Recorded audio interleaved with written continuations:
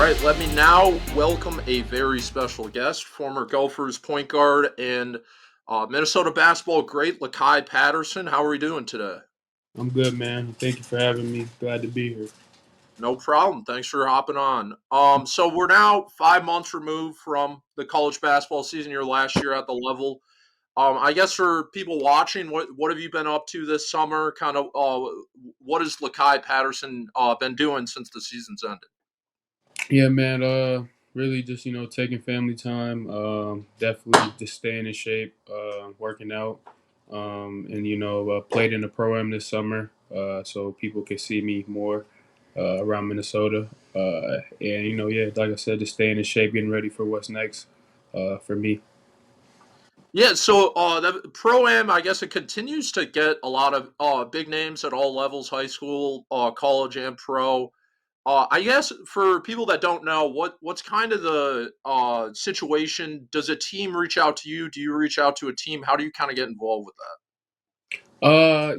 Once you get more into this professional stuff, it gets more political. So I think it's all about more relationships. And yeah, people depending on if that's an overseas agent or, people that in the G League or NBA. It's just all about relationships and the agent you got and how much he gonna push for you and work for you. So.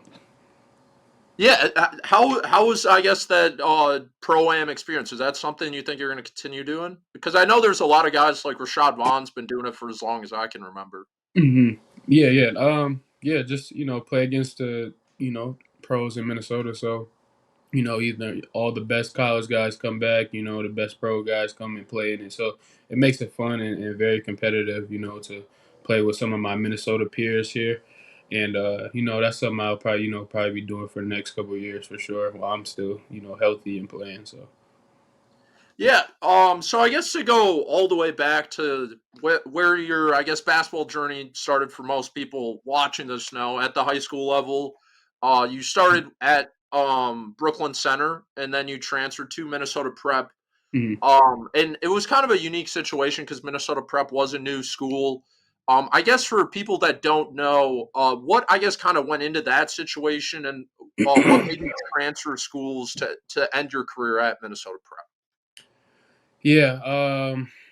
Really, man, I feel like my sophomore year. I played in eighth grade through my sophomore year at Brooklyn Center, and had some really good years. Sophomore year, went to state, beat North in the section final.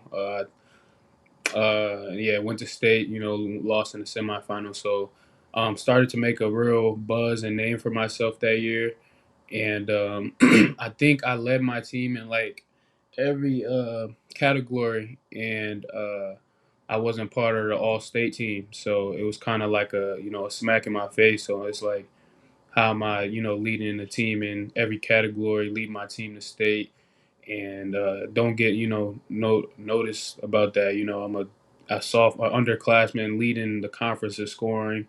I think I think me and Gabe Kelcher was like leading our conference in scoring, and I just didn't get it. Me and my pops, family just didn't get why I wasn't all state. I got all tournament team in the states. So it was a lot to play with that, and then starting the prep school was just like a jump off. We wasn't even going to do it, but we had took like two of my teammates from my AAU program in Brooklyn Center down to Memphis, Tennessee, and they had like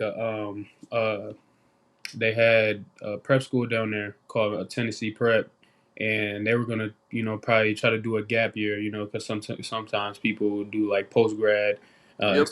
instead of going JUCO right away, so you don't lose any years of eligibility. So went down there.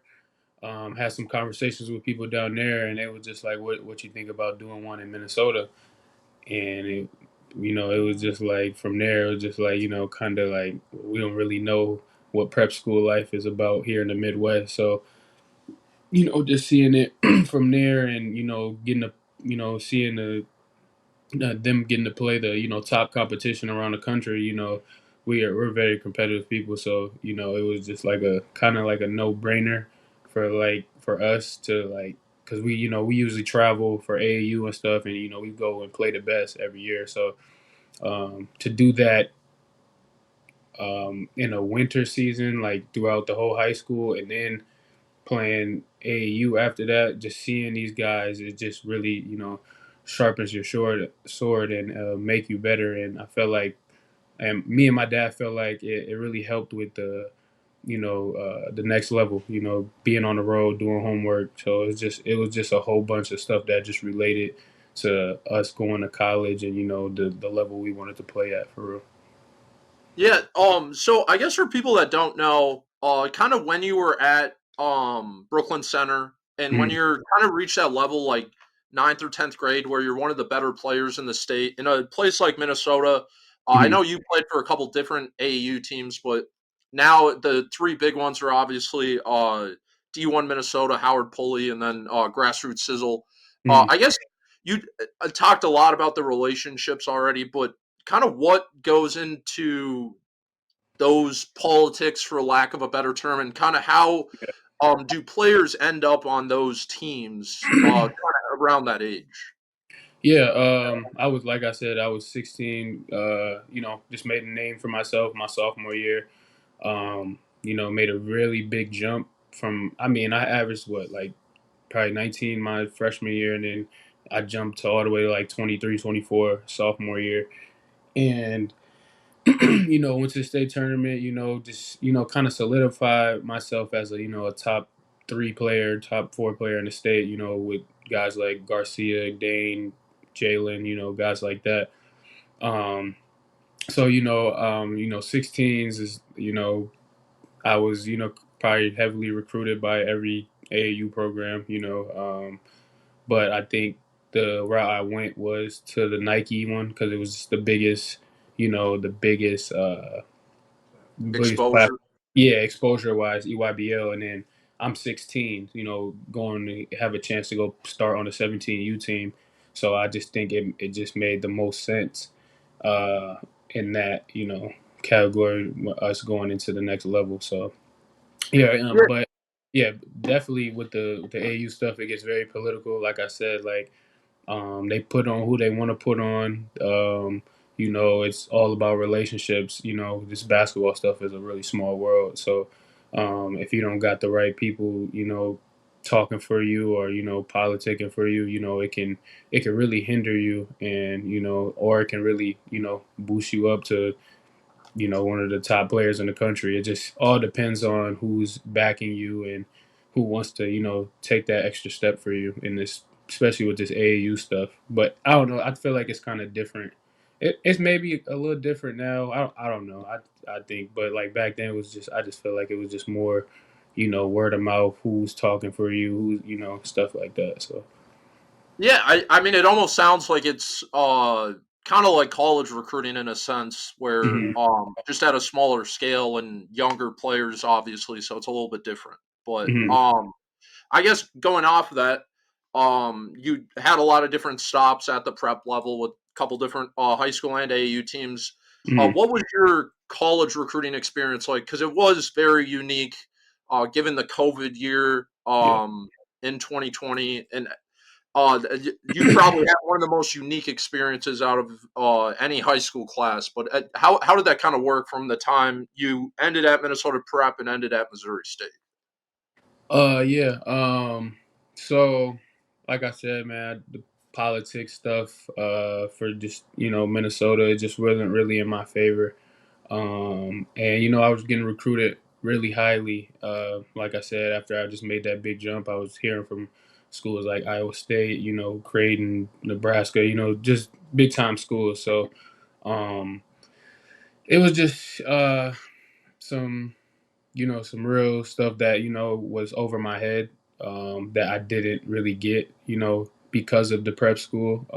And I feel like there was misinformation getting thrown around, with all these programs in Minnesota, and for whoever knows, so whoever, it was just some stuff that was over our head, um, with that. But my I think my junior year, um, my recruiting kind of took a hit. Like I was getting calls from all these schools, and just at one time everybody just stopped. Like, so I'm asking my dad, like, is anybody call you? Did anybody hit you? He's like, nah, I ain't hear from nobody. And it's going like 2 weeks. 2 weeks go past, and stuff like that, and it as a kid, it really takes a toll on you. It makes you not, it makes you want to quit.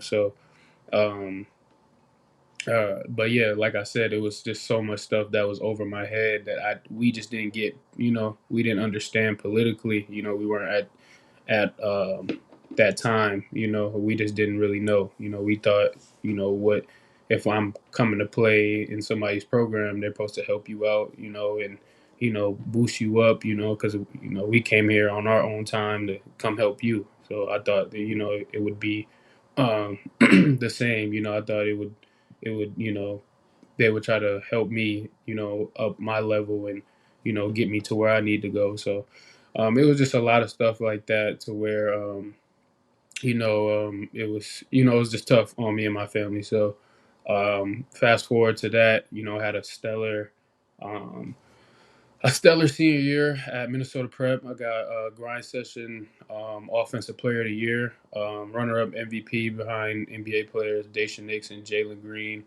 all star. Yeah, all star grind session all star. Got the most wins in grind session history in a row.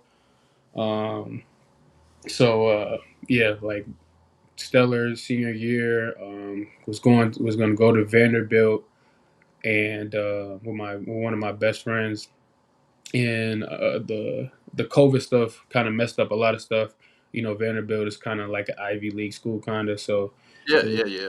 yeah, they needed an ACT score, kind of. So I couldn't take the ACT, and yeah, couldn't take the ACT, so kind of had to decommit from that situation, and still going through the political stuff. So now I'm kind of scrambling.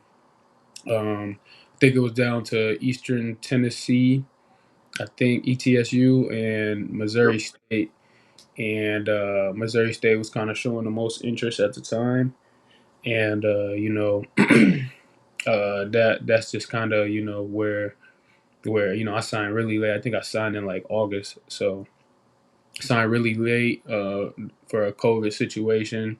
Yeah, got to Missouri State, and that was probably the journey from high school to now I'm in college. So, and then it goes forward. So, but yeah, that was kind of how I kind of got to Missouri State. It was kind of like a last minute thing after I decommitted. So. Yeah, I mean, it's fascinating to hear that because I mean, a lot of the stuff that I guess the general public doesn't know unless you're in the mix for a player like you or your family is all that goes into the relationships with recruiting and going to the right camps and being on the right high school teams because that truly does impact your rankings, which impacts your interests, which impacts your offers. Hmm. So that's very interesting to hear. Yeah. So I guess building off that now, you went to Missouri State, you played 2 years there. You, I guess, started college right in this interesting era now. With the Hmm. first year was all mixed up because of COVID still, and then the introduction of NIL and the transfer portal, and I guess that first time you entered the transfer portal after 2 years at Missouri State, what I guess went into that decision, and that was kind of the first wave of like a lot of transfers. Yeah. Uh, so I guess what was your experience like when you said you were entering the transfer portal? Do coaches is it just like high school recruiting? Do coaches immediately contact you? Kind of what was that whole experience like? Yeah. After my 2 years at Missouri State, we went to the NIT that sophomore year. So I kind of did enough, kind of to yeah, because in Missouri State was a big political too, because they just any state loves their hometown kids. So I kind of had Oh to yeah, go through um, that little politic right there. So um, yeah, after that, had a good little season I mean, you could say freshman year.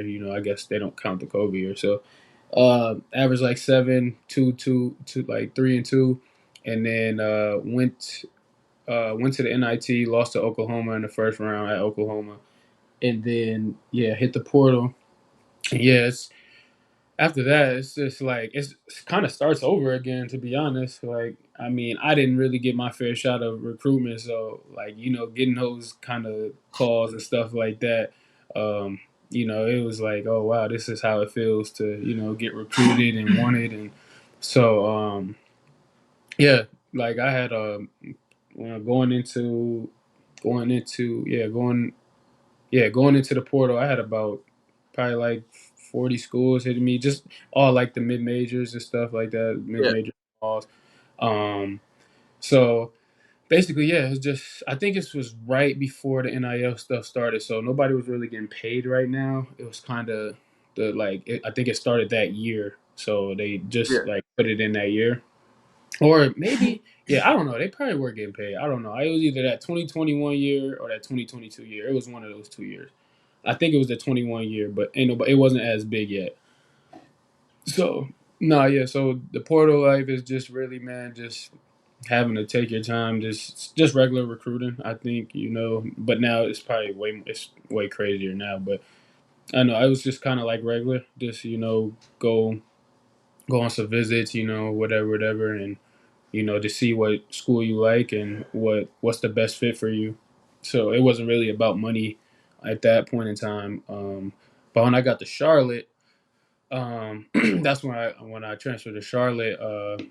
Like I said, I had some 2 really good years. Won the CBI my junior year, and then the next year got the most conference wins, runner up for MVP, all conference player, both years actually. So um, that going in that time going from Charlotte to Minnesota was probably the most craziest. Where it's like, okay, like now it's starting to be more of a business, and it's more like what we can do for you and then how much we can get you, stuff like that. So that's kind of, and it didn't matter if it was a Nike school or Adidas or Under Armour. Like people are going to, go get paid and, what's the best fit for them in the next level. But some people just go get paid, just go get paid. And, some people will get you for the okey doke where they'll come and oh snap, I got an injury, and probably go transfer again after that. So it's a lot.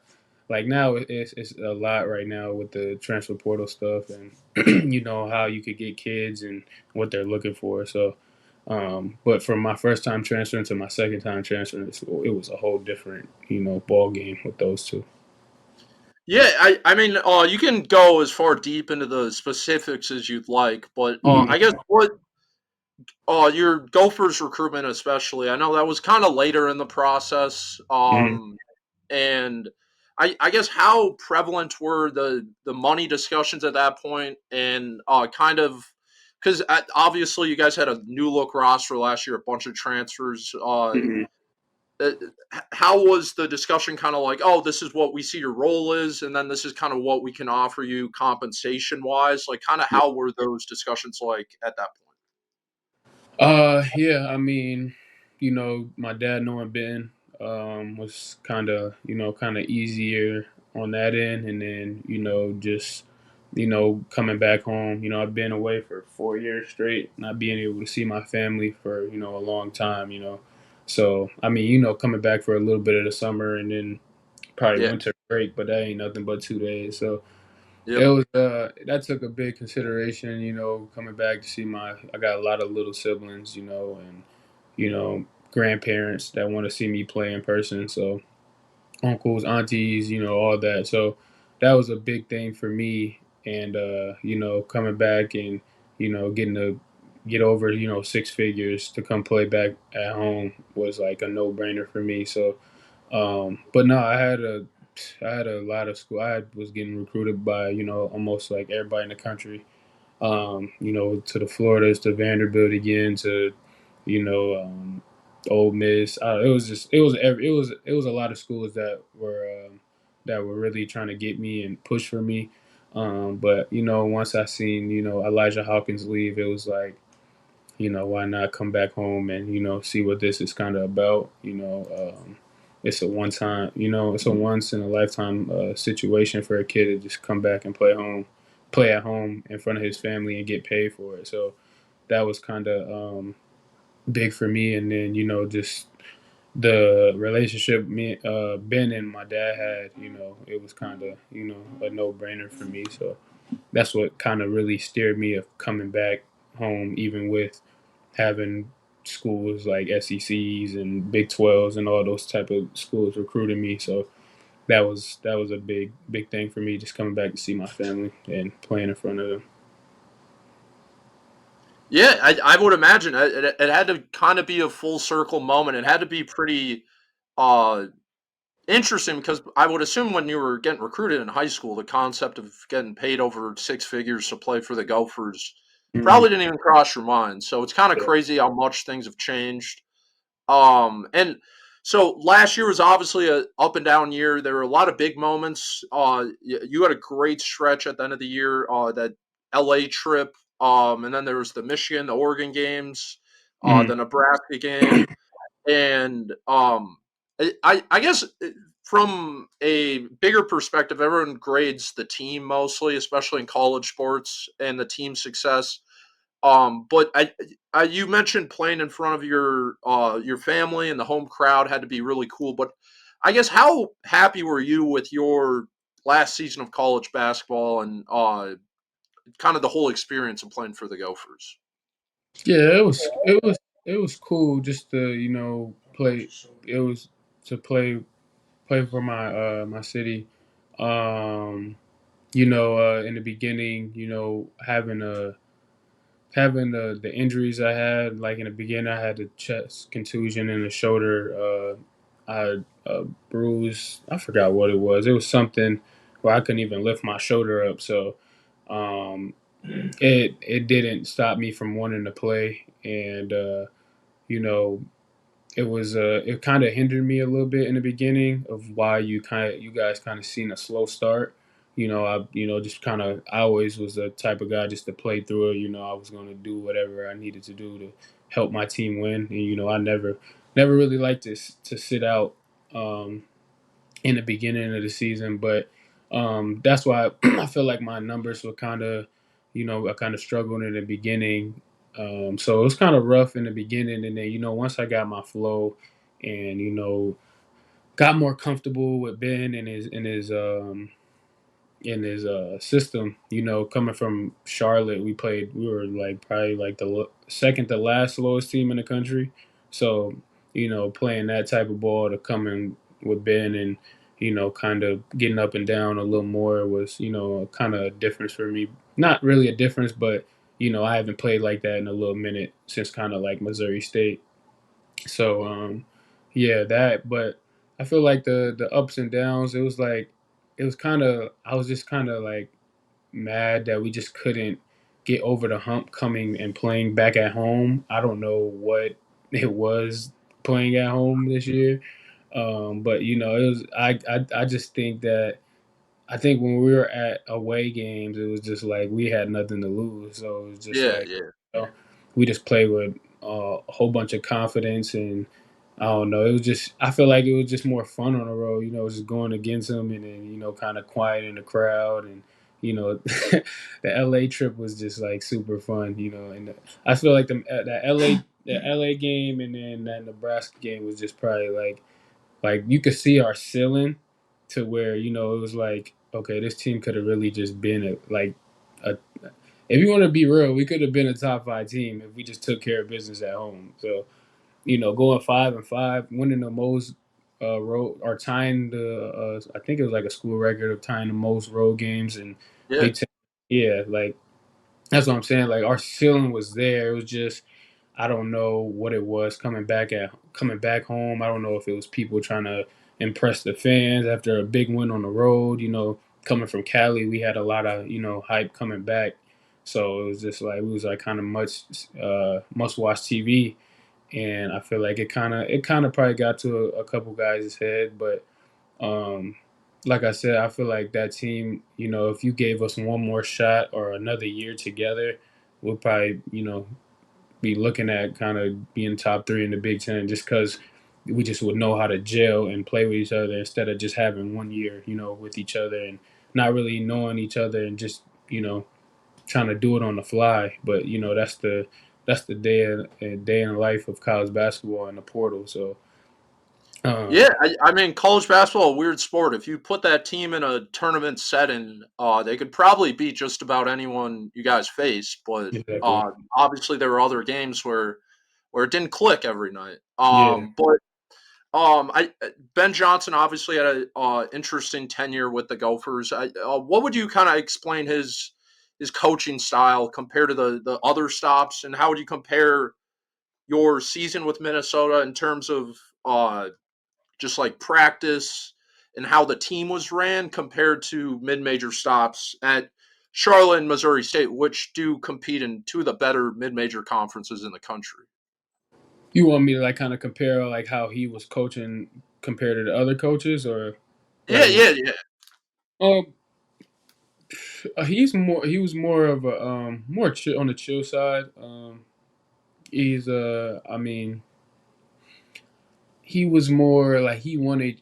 Sometimes guys need you to a coach to be like, nah, like to tell them like what they really need to do, and yeah, then instead of he just let people kind of more figure it out like with their role and stuff. But for him, like I just he has some good stuff like where we were getting up and down, drag ball screens, a lot of isolation stuff. So I like that.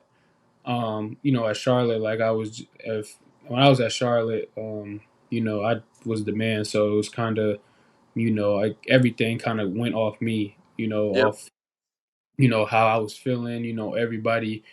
The difference between me here in Minnesota and me at Charlotte was everybody went off me, and it was how I was gonna go. That's how the team was gonna go.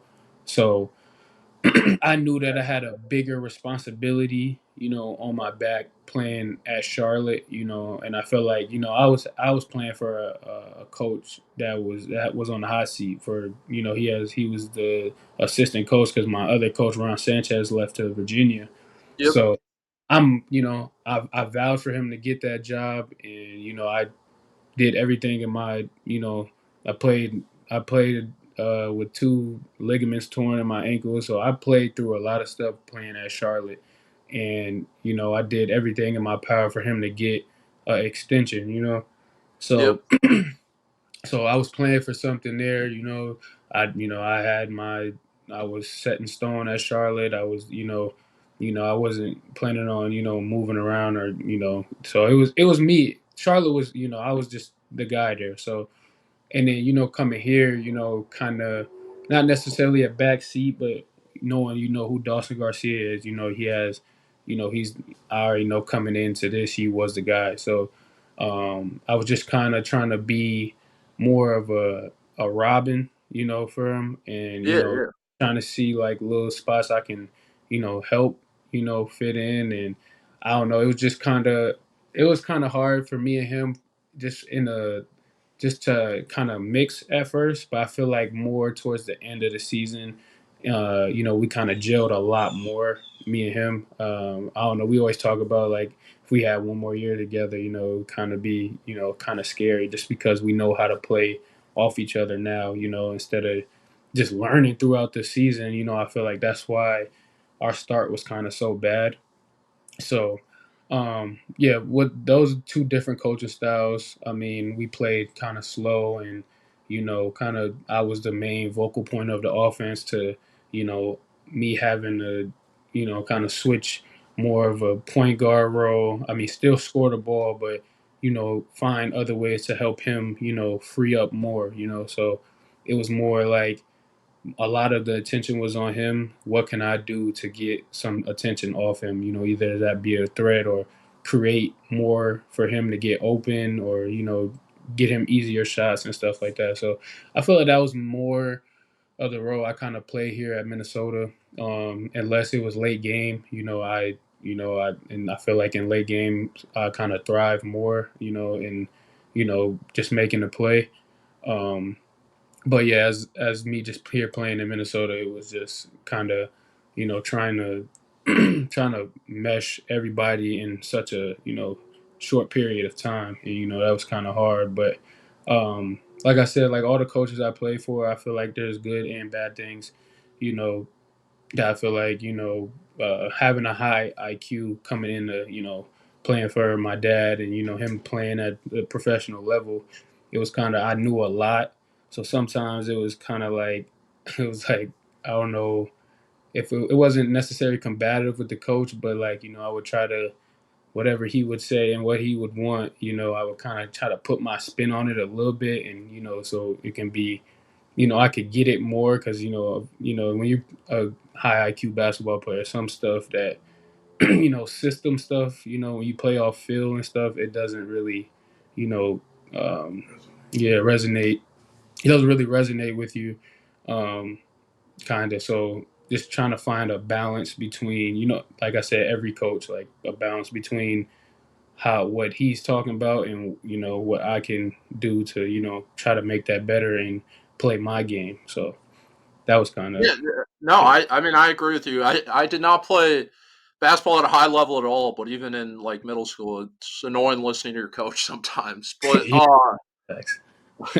um, Yeah. so a few more questions for you, and Mhm. then I guess we'll get going here. But obviously Ben Johnson's tenure ended unceremoniously, but I guess from a player's perspective, you played for a lot of different coaches. You saw Ron Sanchez leave at Charlotte. What Mhm. was kind of, I guess, your reaction to Ben Johnson getting let go after the year? I feel like that it messed up a lot of stuff for us seniors. Finding out that we were gonna play in the what's the tournament crown the The crown. Yeah, the crown. Yep. Yeah, we I found out that we were in it, and I guess I don't the higher ups just didn't want to do it, and they were ready just to move on.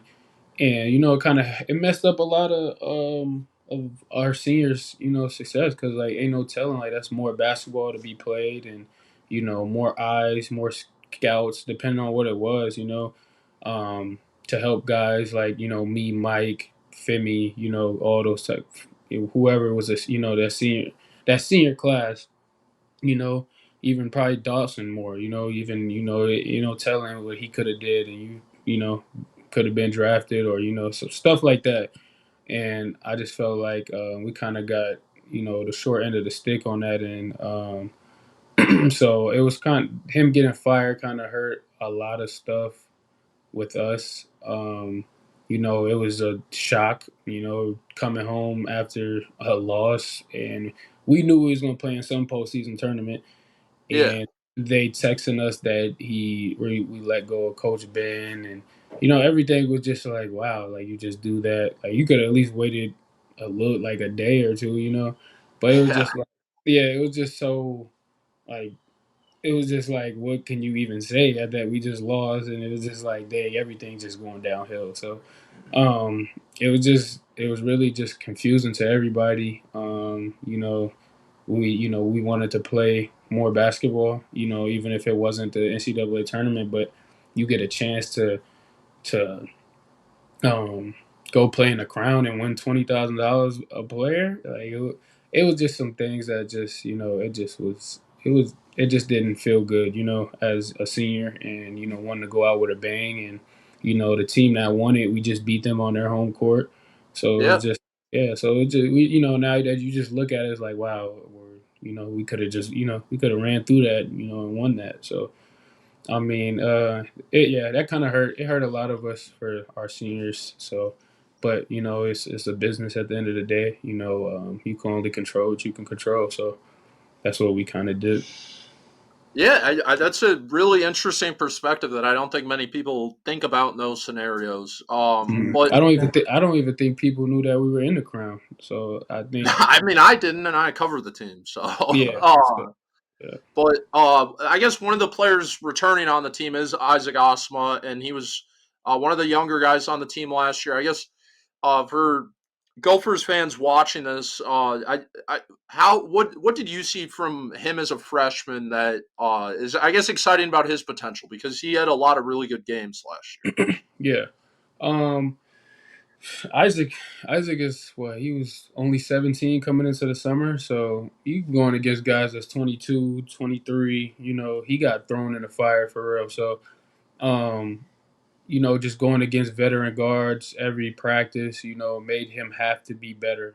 So it was no, it was either like you back down or get better by going at these older guys that he's going against, and no, just to see his progression from the summer and even playing in those Big Ten games it was it was really surprising because just seeing him in the summer, he's just a freshman, he wasn't ready at the time, so coming in um, coming in just wasn't ready, but he physically matured and got better and stronger throughout the season, and you can see it now. It's starting to show, and I just hope that he just has a really good season this year, and he takes the program to another level. So, I'm definitely rooting for him. He's a little brother to me. So, just I hope him and Grayson, they can do some good things here in the next couple of years.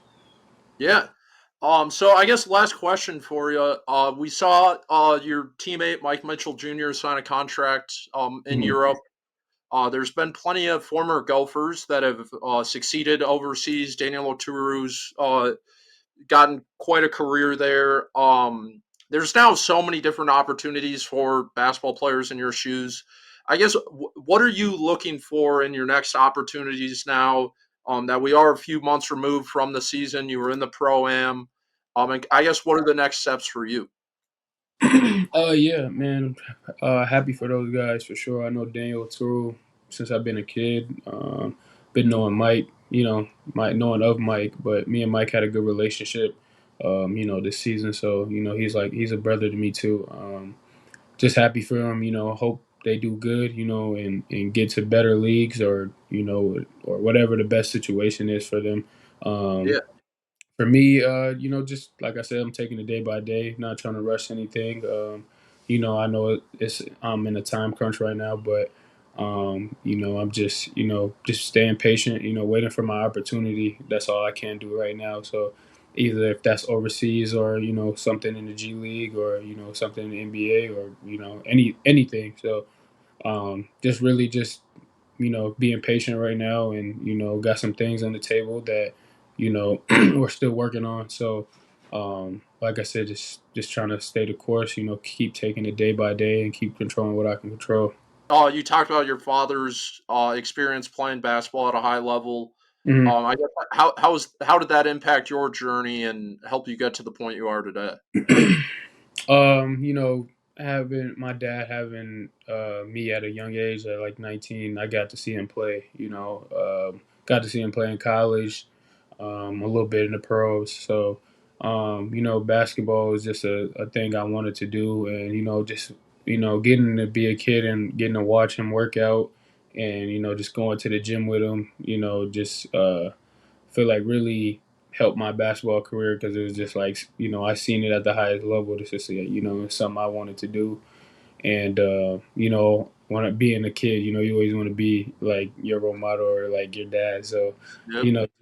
just wanting to you know be like him. It's just like something that I just take with me, and that's why I'm probably in this position I am today. So, and then we just got a good basketball lineage in my family. So, I had my uncle Adrian Moose Patterson. I know a lot of Minnesota people know him. He won state in '94 with Washburn. Was a top 50 player in the country, I think, in Kevin Garnett's class, and he had like Georgetown, Syracuse, and he had a whole bunch of big offers, coming out of high school.